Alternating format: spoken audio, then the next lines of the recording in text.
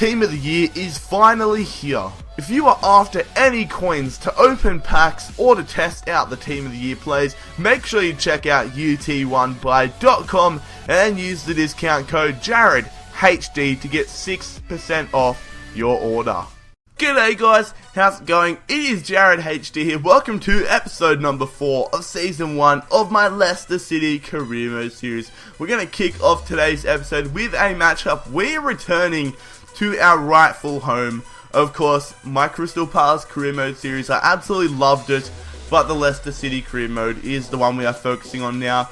We are turning back to Selhurst Park, turning back the clock to the club that we used to manage to take on Crystal Palace. Hopefully, it's going to be an emotional affair, but hopefully we can get the job done. The Crystal Palace, that brings back a lot of memories, that lineup. A lot of the players I did have until the death of the series, but this is our main focus now. Leicester City is our target.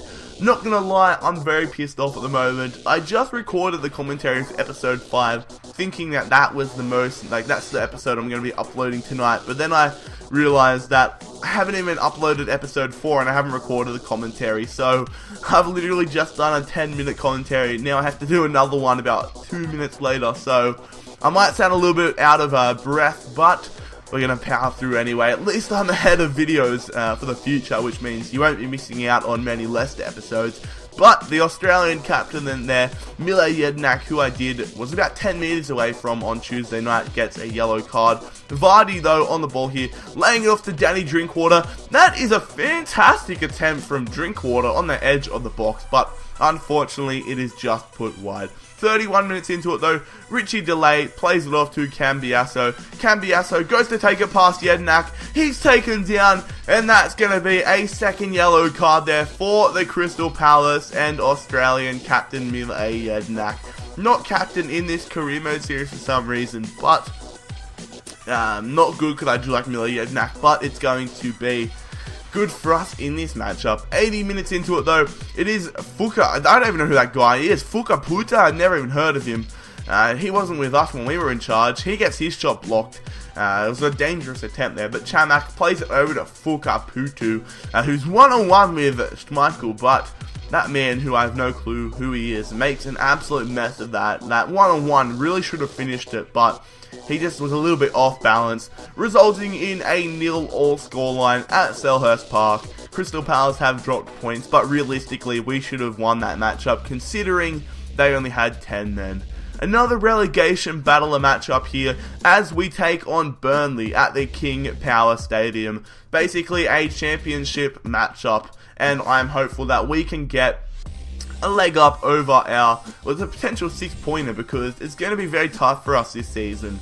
It's going to be tough for Burnley as well. This is the lineup we are rocking with though. Fairly strong side. Lower and Vardy up front. Burnley, they have a fairly weak side if I'm being honest. Not many Premier League caliber players, not many household names. Probably Danny Ings, one of the biggest players, but it's a good tackle there as we come on the counter attack. Uloa, 1-on-1, a great finish there, 2.5 minutes into it, giving us a 1-0 advantage over Burnley. That is a beautiful finish and beautiful stuff to see. Ward to Taylor to Arfield here. It is intercepted as we come on the counter attack. Vardy is now 1-on-1 with the keeper, and he's going to give us a 2-0 advantage. 18 minutes into it. That is absolutely fantastic to see. 50 minutes into it though, Ward from Burnley is on the ball. Kitely back to Ward, a little bit of a 1-2. He lays it off to Taylor. Taylor looking for an option, finds Barnes at the back post. Barnes lays it off to Mane. Mane gets it past 1-2 and sneaks it into the near post, straight past Kasper Schmeichel. Kasper Schmeichel really should have done better there, and he's a player that I'm considering upgrading in the January transfer window. It lets in a lot of soft goals.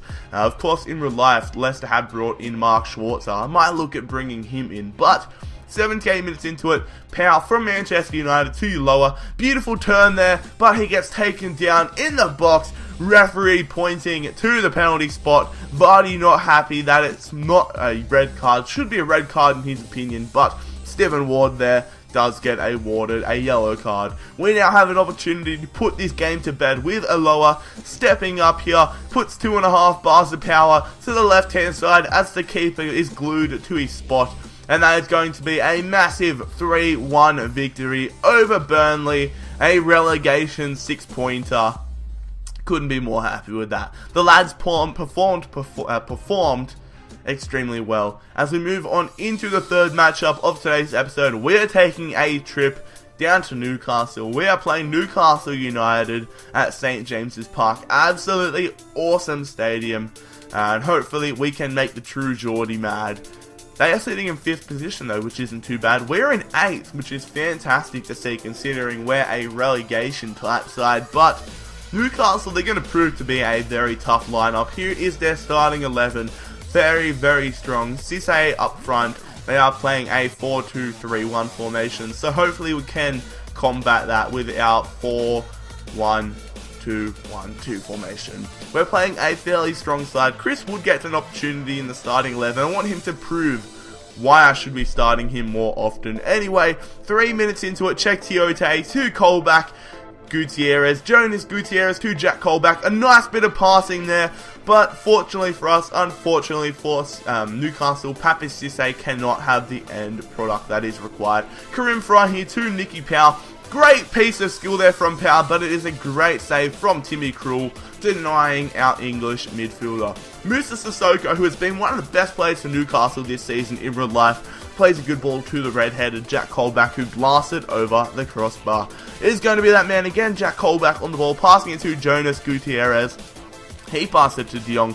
De Jong back post to Colback, but it is a terrible headed opportunity there from Jack Colback. Really hasn't been performing well for Newcastle in this game. Chris Wood though, he's going to cut past Colback, takes a strike.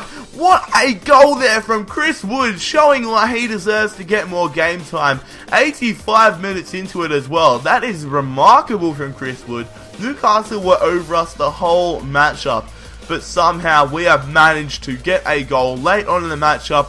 A very, very impressive and a very shocking 1-0 victory over Newcastle United. North Ireland are impressed with us. They want us as the manager, but I say hell to the no. And Andy King doesn't want to be a Leicester player anymore, so you can piss off, mate, because you got to play for the badge on the front of your jersey. If you're not committed to being a Leicester man and working for my cause, you can piss off. Same with Wazalowski. I know these two guys aren't very excited that they're not getting much game time, but it is to the good of the club. Final game of the episode though, we are taking a trip down to Wales to take on Swansea City, who are sitting basically where we should be sitting at the moment. We're in 8th, they're in 16th, and realistically speaking, it could be the other way around. But Swansea are going to be a tough opponent nonetheless. Wilfred Boney up front, who of course has left in real life. Come on, Wilfred Boney, score some goals for Swansea. And that's not going to be sung anymore, but anyway, this is the lineup we are rocking with. Ulloa and Vardy up front. I have like a little rotation policy going on with my strikers, basically getting them in duos to see who's the best. It's basically like a bowling partnership in cricket where I'll use the Australian cricket team as an example. They have Ryan Harris and Mitchell Johnson bowling at the same time for the full effectiveness. I think here we have two strikers on at the same time starting together. And they get to know each other and develop a little bit of chemistry. I think that's going to be very, very well worked. It's going to benefit us in the long run. That was the word I was looking for. But we did go and grab a 1-0 advantage here. But Jefferson Montero almost made it a 1-1 scoreline. His shot was saved, but then a good effort from Kasper Schmeichel. But unfortunately, Sigurdsson does make it a 1-1 scoreline.